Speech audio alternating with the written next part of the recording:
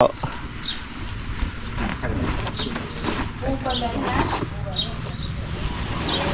งนี้เนาะเก็บเปิดได้เนาะข้าวเปียกเนาะดีเลยเอาเปิดกับข้าวเปียกว่ะเอาข้าวเปียกซะเอาเปิดได้คือแบบเปิดนึ่งข้าวเปียก2เลยดูลูกไงซะว่าตั้งแต่ไปเฮ็ดคอนเทนต์อยู่บริคำไซกับมายมราชนี่จุดใดประทับใจเอง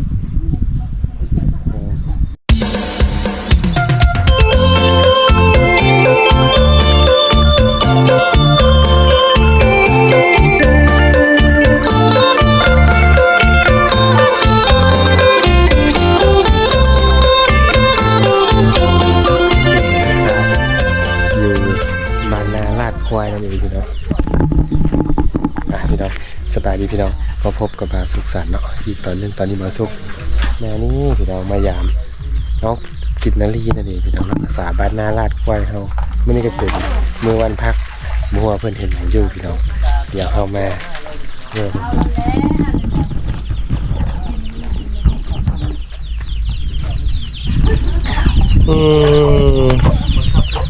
บังคับกินลีจำเจียวแซ่บๆนะคือบ้าวพาขึ้นไปเนาะจักบามุกกับพาไปบามุกบามุกลอยได้บามุกบามุกลอยได้เจ้าคนท่านคนท่านบามุกเลยบามุกก็ไปเลยได้ไปหาดบันไห้อยู่ไปหาบ้านให้แล้วว่าเจ้าแล้วบ่สุกเจ้าบ้าน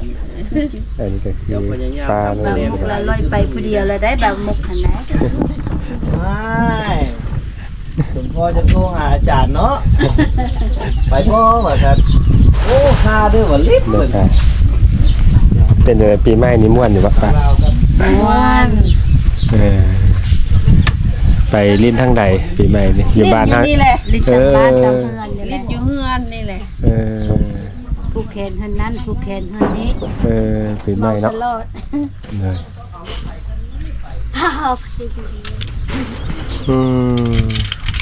ไอ้เขากองนำเบาสุกไงเอาอันนี้แม่เพิ่นผู้ใดแม่เพิ่นถึงเฮือนพี่น้องแต่แล้วปีใหม่มาใส่เล่ตีเข้าไปบนหูโอ้ยเบิ่งปลาเบิ่งลิ้นซื้อในใดแล้วแม่ถามแล้วถามอีกเขาได้ดีเขาได้ดีเขาดีบาสุกทิมทันได้เลยเนาะยังทันได้เด็กน้อยเด้อบาสุกบ้านได้เด็กน้อยมาสุกเมียยังบ่ทันได้ปะแม่ยังทันได้นี่พี่น้องสาวน้อยอีกคนหนึ่งบ่เจอสำนักบ่เจอไอ้สำนักยิ้มเลยนี่จะบาสุกนะกินอะไรก็อยู่บ่อยู่เฮือนอยู่เนาะเพิ่นเฮ็ดหยังอยู่เนาะไปพี่น้องนะครับไปเบิ่งกันน้องปินนาลีกันมื้อเพิ่นเฮ็ดหยังอยู่วันพักนี่นี่แหละกับเพิ่นเกี่ยวข้าวแล้วจะกินอันนี้เอ้ามีนาแซงอยู่ว่ะมีได้ละเฮ็ดนาแซงได้กินอันนี้เอานาแซงจะกินอันนี้เลยอยู่ใส่มั้ยอยู่แถวนั้นแหละทางนี้จะเป็นหลายเนาะนะให้หน้าตากาโดยตู้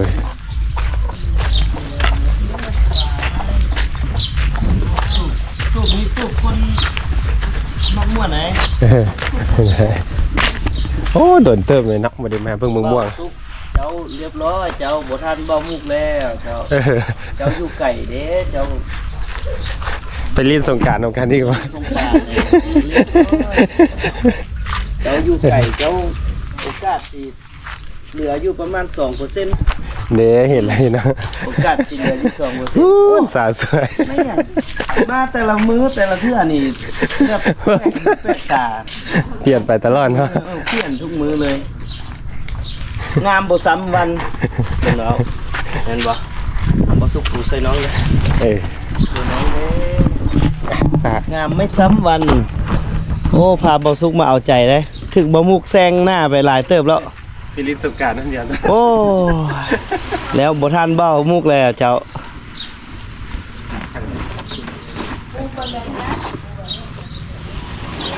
ทางนี้เนาะเรียบร้อยบ่สุกจบคะแนนลดลงบ่สุกเหลือคะแนนเท่าไหร่แล้วล่ะบ่สุกนี่ให้เหลือให้คะแนนเหลือเท่าไหร่ละจาก100ให้เหลือเท่าไหร่เหลือ100คือเก่า โอ้ยยังร้อยโอ้ย ไม่อยากเชื่อ บัดเดี๋ยวบัดเพิ่นได้เว้าหน่อยเดียวนึงแน่เลยเว้าหน่อยเดี บ่ ยว เป็นธรรมดาเนาะ อ๋อเว้าหน่อยเดียวนึงกินไก่ไปทั้งปีเลยธรรมดาบ่สุดโอ้ยมื้อนี้เฮาก็ลอยบ่มุกมาคือกันบ่บอกเพิ่นมื้อนี้เฮา ครับเดี๋ยวอยากต้มและตัดเกี่ยวของเรา เดี๋ยวมาลมกันก่อนเดี๋ยวสืบสวนเรื่องบ่มุกก่อนบ่ได้เนาะบ่สุกเนาะต้องสืบสวนเรื่องบ่มุกก่อนจะไปเรื่องอื่นนี่ เด้มาตอนนั้นบ่มีอันนี้บ่มีอันนี้ ลืมสังเกตอีก แล้วก็อันนั้นมันเป็น2ชั้นได้แต่ก่อนนะเพิ่นมางเลยละมุงไหม บ่ได้สังเกตนั่นเนาะคือแม่นอยู่ แม่นเนาะแม่นเนาะ เตรียมสิฮับเคยอยู่ที่นี่แม่นเลยเนี่ย สงสัย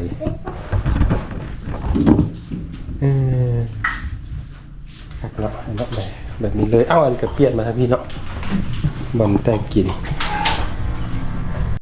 ยืดเท่าใด โอ้ยเข้าไปหั่นบ้านของคักไหนเนาะน้องเนาะ ยืดเท่าใด วิถีชีวิตกระจายหนีได้บ้านสร้างกุดต่อไปแล้วบ้านผาด่างแมันบ่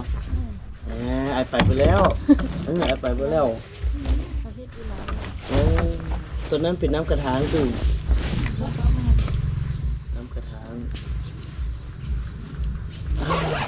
ไปชิงหอดระบบยามมาปีนี้ มีแต่สิเกี่ยวข้าวนั่นแหละ เอ้า มือใด หน้าแซง มือใดนะ เอาน้องเฮ็ดจะบอก เห็นตาเราบอกอยู่มาเกี่ยวข้าว เอินเด้อเอินพวกไอเด้อมือวันหยุดของน้องจ้งไว้จักกันก่อนึงอ่ะจ้งไว้ก่อนึงไว้ให้อันทีมงานพวกไอว่ายังน้อยกันแล้วนะทีมเด่นข้ามข้างขายว่าที่จริงแล้วบ่แม่นเด้อน้องทูบ่ได้ซัก มือนี่ก็ฮะ โอ้ แล้วก็มะม่วงน่าจะคานเรียกหรือว่ารับไปใส่ บ่แม่นโดนแล้วบ่ถือคอนเทนต์ไอเตียงดุไปทางใดก็เจอจับคอนเทนต์ใส่ตลอดโย่โดดเสื้อแล้วคือเบาซุกเลย ภาษาไม่ห้องบ่ บ่พลาดจะงานเนาะ บุพาจัดงานเฮ็ดคอนเทนต์ให้บ่มุกน้องกินบ่มุกบ้านนาว่ะคอนใจผู้สาวฮอบ2เฮ็ดบาปเราโพดบ่ได้ เดี๋ยวให้บ่พลาดจะกัน อันเดียวให้ผู้บ่าวผู้สาวเพิ่นลมสมมุติจะไปหาผู้สาวสิลมเท่าใดอาสิจอบฟังอาสิจอบฟัง จักสิลมอะไรพี่นะบ่ฮู้ลม ไอ้ถ้าฟังนี่สมมุติว่าบ่มีอายอะ อยู่2คนเนาะ อายุ2คนเลย โอ้ยบ่อยู่2คนแทนมันน่าจะเป็นแล้วนึงเนาะอันนี้มีผู้มานั่งอยู่โอ้ย อาสิปักของไว้ก็ได้จ้ะ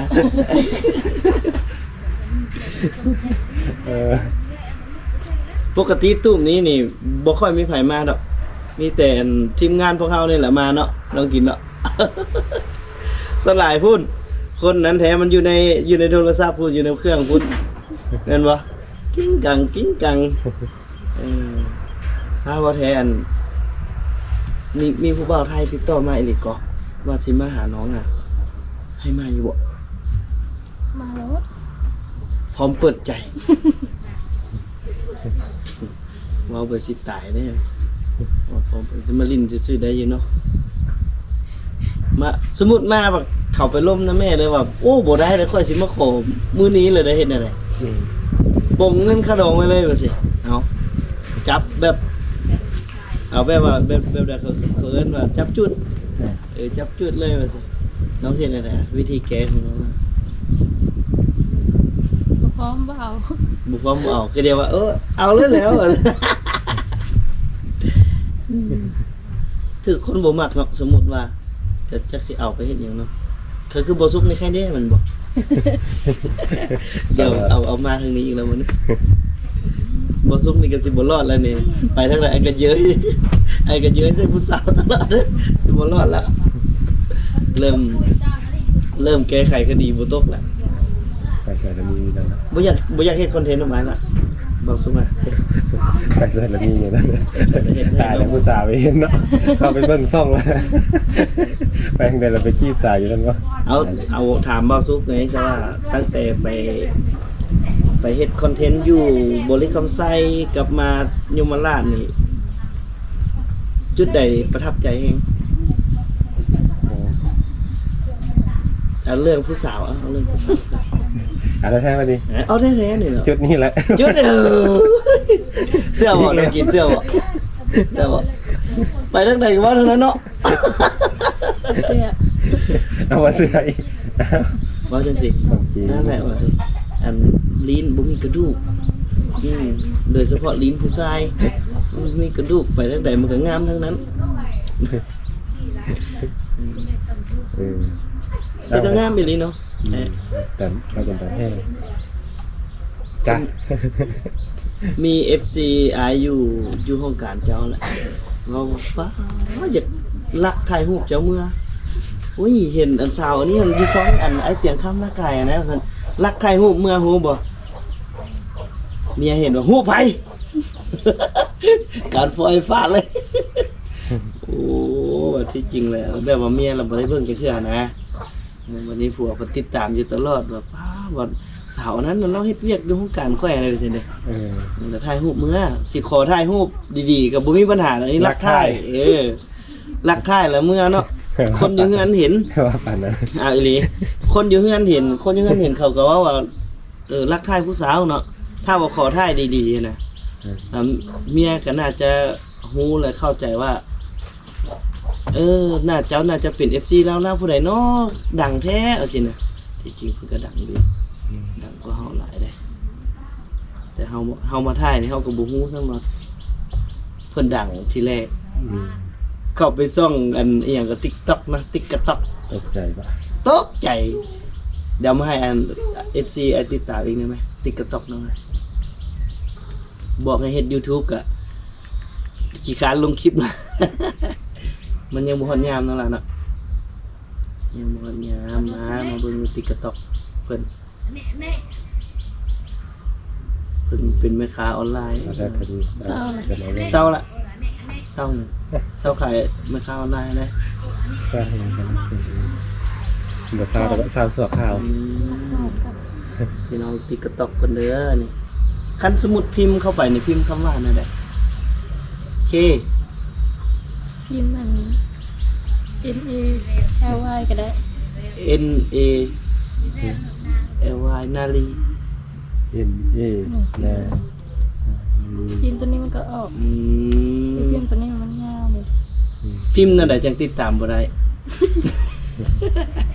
พิมพ์บ่ถึง เอาแบบพิมพ์แล้วติดตามบ่ได้นะสนใจอันแสดงหนังสั้นนำอ้ายบ่เฮ็ดละคร อย่างใด ละครสั้น หากก็เห็นเมื่อก่อนหากก็เห็นนั่น MV เพิ่น เราไปเกิดอยู่บ้านกระจายนะ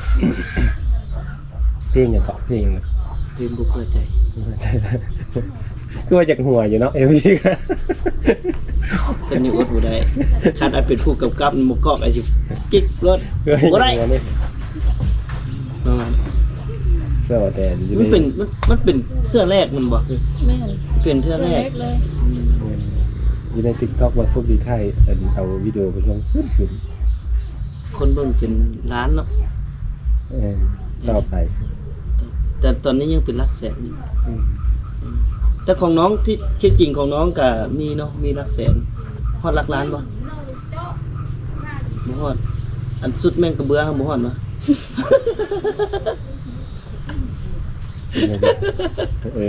สุดแม่งกระเบือ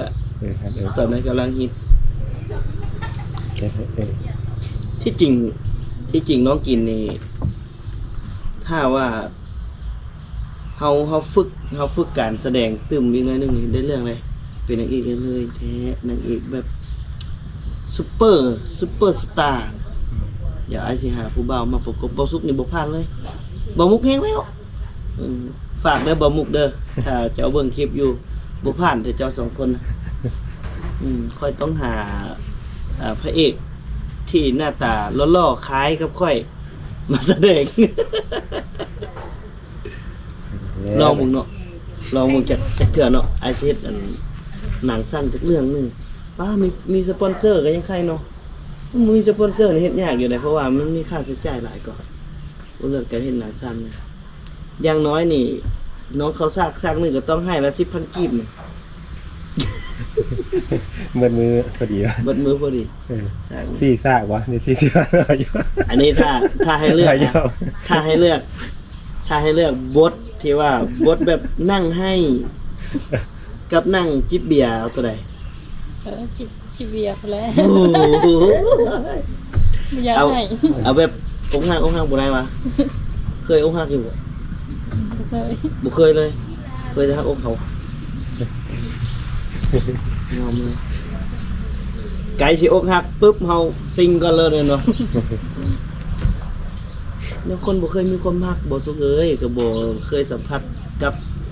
คำว่าอกหักมันเป็นจังไดถ้าเจ้าได้สัมผัสมื้อใดเจ้าสิรู้ซึ้งถึงรสชาติ เพื่อนนะ ความเจ็บ เป็นอะไร โอ้ไอ้เคยมาแล้ว บ่เคยเอาให้ตัวกินบ่เคยแท้ เคยบ่ เคยแล้วใครก็เคยเนาะ ตอนอยู่มหนึ่งมสาม ยังบ่เป็นลมผู้บ่าวซ้ มสี่ ำลืมไป เริ่ม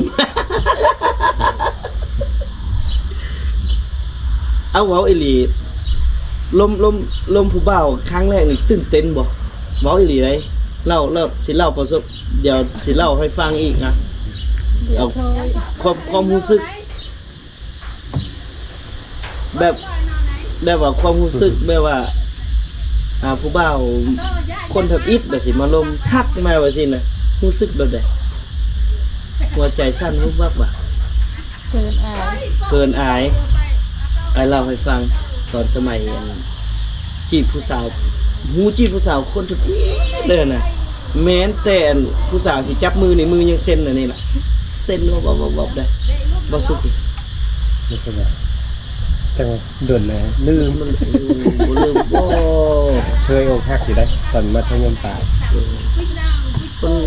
คนงามสมัยจะเห็นให้เจ้าองค์หักได้ โอ้บ่ใช่แบบมันเฮายังตอนกันยังน้อยเนาะยังน้อย เขาไปมีผู้สาวใหม่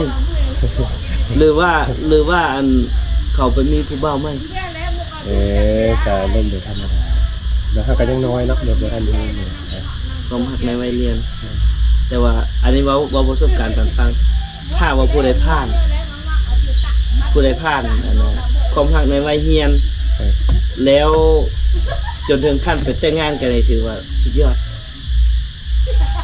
พูดจริง ถ้าผู้ใดที่ผ่านจนไปถึงขั้นเป็นครอบเป็นครัวกันถือว่าเก่งสุดนั้นแต่ไอเตียงกับไปอ้นแล้วแม่นกับวัยเฮียนคือกันแต่ว่า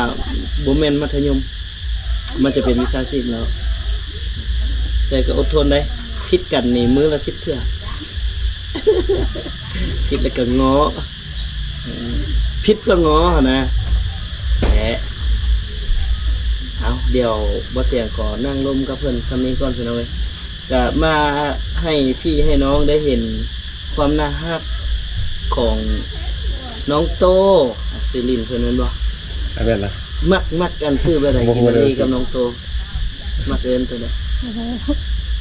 สมมุติคือไอเตียง เท่าไหร่ เอิ้น ก็ นี่ เสียมันจะกินเขาไปเอิ้นโต โตนี่คือแม่พ่อแม่เนาะถ้าผู้บ่าวเอิ้นให้มักเอิ้นบ่ได้มักท่านผู้บ่าวเอิ้นแบบใดน้องกิน หรือว่าเอิ้นนาลีในบ่สุขหากะฮู้น้องซื้อนั่นน่ะมีแต่แม่เพิ่นฮู้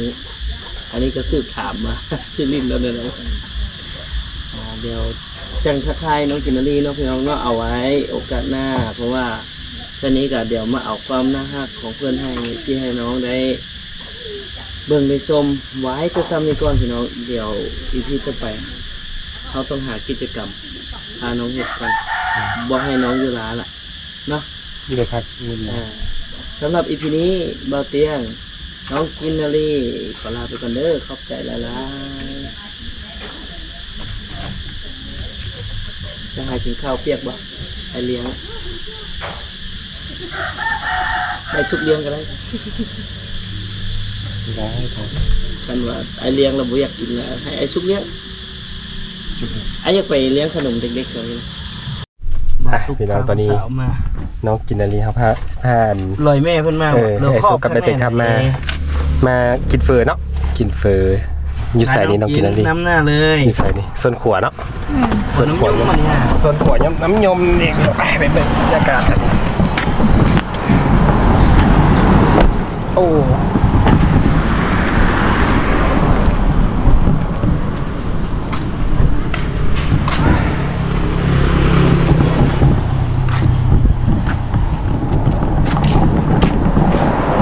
อะให้เอานั้นเลยนั่งไปจ้ะให้ผู้สาวเลือกเพิ่นมีฝืบอ้าวคุณจักกันนะ มาพอดี เออ เป็นภูเก็ตภาคอีสานภูเก็ตบุก เออ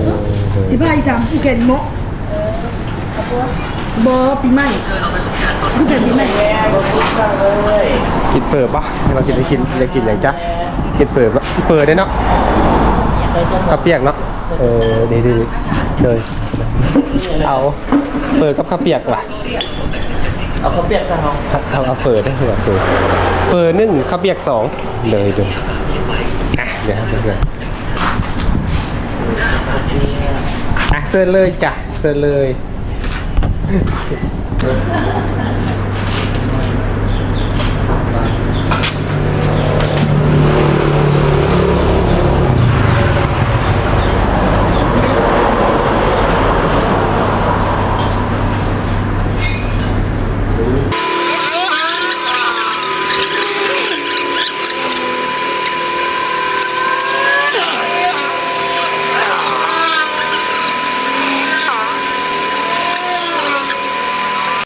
พี่น้องนี่ก็เรียบร้อย เบิดครับ กินเบิร์ดมันเลย ยังแต่ของผู้สาวเบิร์ด นี่เป็นน้องกินอันดิน เบิร์ด ยังแต่น้ ได้อุ้ยซุปบะแดงมันไม่แห้งข้าวกล้องพี่น้อง ำ เลย คือกำลังเฮ็ดงา มัน นเคลือบเงาคนโบกหน้านี่บ่แม่นธรรมดาเลยพอเฮามานี่ขั้นเฮาโทรบอกก่อนล่วงหน้าประมาณ2 ชั่วโมง3 ชั่วโมงนี่แหละตอนนั้นเฮาโทรตอนจักโมง9 โมงแล้ว11 โมงเฮามานี่ยังแต่งหน้าบ่แล้ว เราแบบเพิ่นผู้งาม เว้าอีหลีนี่ เพิ่น แหละ เราไงเพิ่นผู้งามอยู่แล้ว เพิ่นจะโบกหน้าโบกตาเพิ่นให้แบบ